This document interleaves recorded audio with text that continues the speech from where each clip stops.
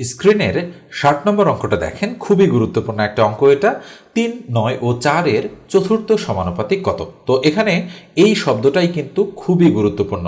সমানুপাতিকের একটা সূত্র রয়েছে, আমি আপনাদের এই সূত্রটা শুরুতে লিখে দিচ্ছি। সূত্রটা হচ্ছে, আমরা বলতে পারি প্রথম রাশি গুণন চতুর্থ রাশি ইকুয়াল হচ্ছে দ্বিতীয় রাশি গুণন হচ্ছে তৃতীয় রাশি। এই সূত্রটা যদি আপনার মনে না থাকে তাহলে কিন্তু এই অঙ্ক আপনি করতে পারবেন না। মনে রাখবেন, সমানুপাতিক বললে এই সূত্রটা আমাদের প্রয়োগ করে দিতে হবে। তাহলে বা এখানে কিন্তু প্রথম রাশি আছে 3, দ্বিতীয় রাশি 9, তৃতীয় রাশি 4 এবং চতুর্থ যে রাশিটা সেটা আমাদের দেয়া নেই, সেটাই বের করতে বলেছে। তাহলে আমরা ধরে নিব যে ধরি চতুর্থটা হচ্ছে আমাদের এক্স। এখন আমরা মান বসাবো। তাহলে প্রথম কত? প্রথম হচ্ছে 3, বসাই দিলাম 3, গুণন চতুর্থ কত? এক্স, যেটা আমরা ধরে নিয়েছি, এটারই মান আমরা বের করতে চাই, ইকুয়াল দ্বিতীয় কত? দ্বিতীয় হচ্ছে আমাদের 9, বসাই দিলাম 9, গুণন তৃতীয় কত?